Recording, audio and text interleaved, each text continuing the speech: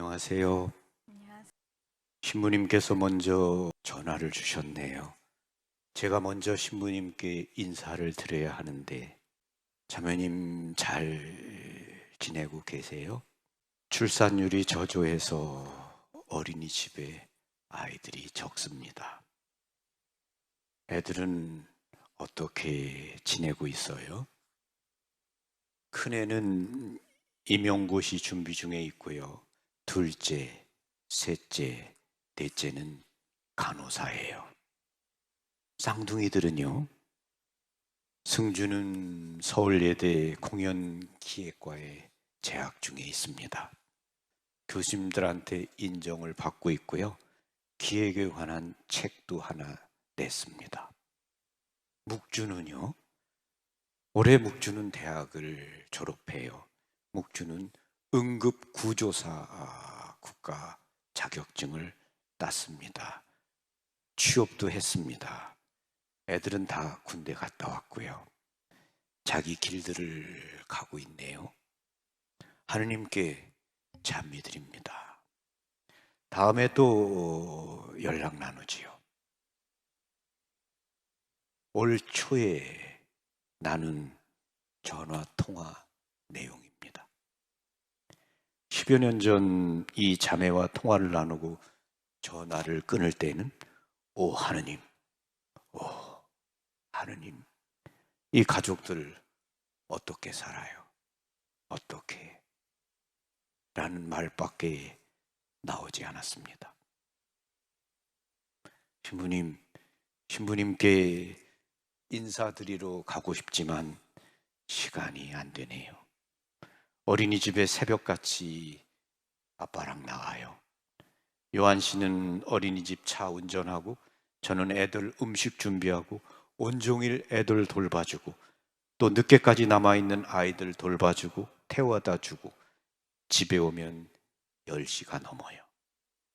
그래서 신부님께 가야지 하면서도 가지 못하고 있습니다. 그래도 신부님은 잊지 않고 있어요. 항상 감사드리고 있어요. 많이 힘드시죠? 네, 그래도 감사해요. 애들하고 기쁘게 살고 있어요. 전화를 끊으며 눈물이 나왔습니다. 하느님의 뜻을 따른다는 것이 이렇게 힘든 것이구나. 하느님의 뜻에 내하고 그 내를 이루기 위해 이 가족은 오늘도 힘들게 살고 있구나. 하루하루 얼마나 어렵고 또 힘들까 하는 마음에 저도 모르게 눈물이 나왔습니다.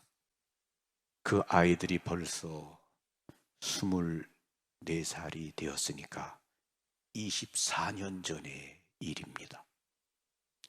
찬바람만 휑하니 불어왔다. 쓸쓸히 돌아가는 스산한 겨울날, 크리스마스가 얼마 남지 않았을 때였습니다. 11시 미사 전에 제천에서 대희년을 앞두고 하느님께 감사드리러 왔다며 감사 봉헌을 하는 가족을 만났습니다. 목발을 짚고 계시는 아빠, 아기를 업고 있는 엄마, 초등학생으로 보이는 여자아이의 오른팔을 잡고 있는 아이들.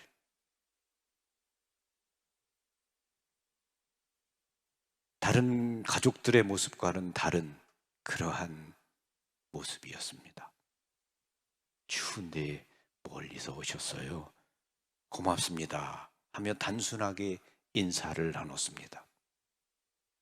미사를 마치고 났는데 아기 엄마가 면담을 하고 싶다고 했습니다.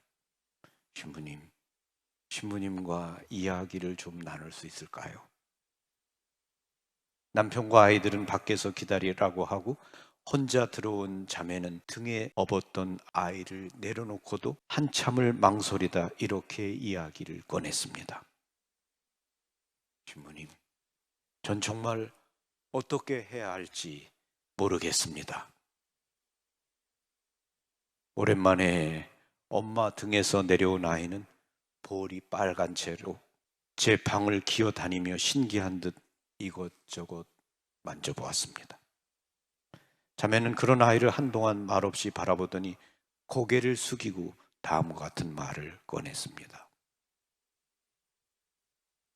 신부님, 죄송합니다. 지금 제 머릿속에는 온통 낙태라는 두 글자만 가득합니다. 이미 내 아이의 엄마인 그 자매의 태중에 또 하나의 생명이 자리하고 있었던 것입니다. 그것은 분명 축복받아야 할 일이었지만 그 가정의 사정은 그렇지 못했습니다. 아이 넷의 시어머니까지 식구가 6이나 되는데 지난 봄 목수인 남편이 교통사고로 다리를 절단하게 되면서 더 이상 일을 할 수 없게 된 것입니다. 사정을 듣고 보니 당장 가족들의 생계를 걱정해야 하는 자매에게 낙태는 무조건 안 될 일이라고만 할 수도 없었습니다. 저는 그저 자매와 함께 바닥만 내려다보며 아무 말도 할 수가 없었습니다. 그런데 그때 옆에서 기어다니던 아이가 그만 책상에 있던 제 성경을 건드리면서 그 안에 있던 책갈피며 상본들이 함께 떨어졌습니다. 당황하여 그것을 챙기던 자매가 갑자기 멈칫하더니 손에 든 사진 한 장을 유심히 내려다 보았습니다. 그것은 제가 준비하고 있던 프로라이프 생명 수호 운동책에 넣으려고 챙겨놓은 사진이었습니다. 독일의 한 수녀가 내면에서 들려오는 태양을 찍어라 라는 거부할 수 없는 목소리에 따라 태양을 찍은 사진인데, 놀랍게도 예수님께서 한 손에 낙태된 아기를 안고 고뇌에 찬 눈빛으로 바라보고 계신 모습이 나타난 사진이었습니다. 자매는 눈물이 글썽해지면서 신부님, 제가 낙태하면 예수님께서 이렇게 고통받으시겠지요? 신부님 대답으로 알고 이 사진을 제가 가져가도 되겠습니까? 네, 가져가셔도 됩니다. 그렇게 이야기를 마치고 자매와 가족들은 집으로 돌아갔습니다. 그날 밤 늦게 걱정이 되어 전화를 해보니 자매는 신부님, 오늘 성지에 다녀오기를 잘한 것 같습니다. 성모님의 뜻이 무엇인지 알겠습니다. 예수님과 성모님의 마음을 더 이상 아프게 하고 싶지 않아요. 어떤 어려움이 있더라도 아기를 낳겠습니다 라고 말했습니다. 그리고 시간이 흘러 다음에 여름이 되었습니다. 지금쯤 아기가 태어나지 않았을까라는 생각이 들어 그 자매에게 전화를 걸었습니다. 수화기 저편으로 아기들의 울음소리가 들렸습니다. 오, 제누파 자매님, 아기 낳았어요? 네, 신부님, 아기 낳았어요. 그런데 하느님의 뜻이 어디에 있는지 모르겠어요. 아니, 왜요? 신부님, 제가 쌍둥이를 낳았습니다. 네? 애들 이름을 묵주와 승주로 지었습니다. 자매님, 그러면 어떻게 살아요? 하느님의 섭리로 하루하루 살고 있습니다. 쌍둥이들의 돌이 지나고 애들 아빠 요한 씨가 저에게 편지를 보내왔습니다. 그 편지 가운데 이런 글이 있었습니다.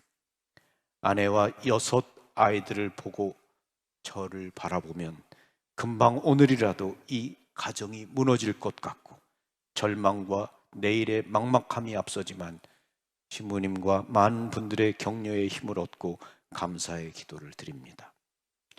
참 쌍둥이 녀석들 겨울에 접어들면서 걷기 시작해서 이젠 잘 걷고 그만큼 장난도 심해졌습니다. 서로 싸우고 울기도 하지만 그 작은 모습은 왜 성모님께서 아이들을 빛나는 보석이라고 했는지 이해가 됩니다. 승주, 묵주, 쌍둥이를 보면서 생명의 신비를 느낍니다. 하느님의 섭리로 산다고 했지만 그동안 그 가정에 얼마나 많은 어려움들이 있었을지, 얼마나 많은 희생을 바쳐야 했을지.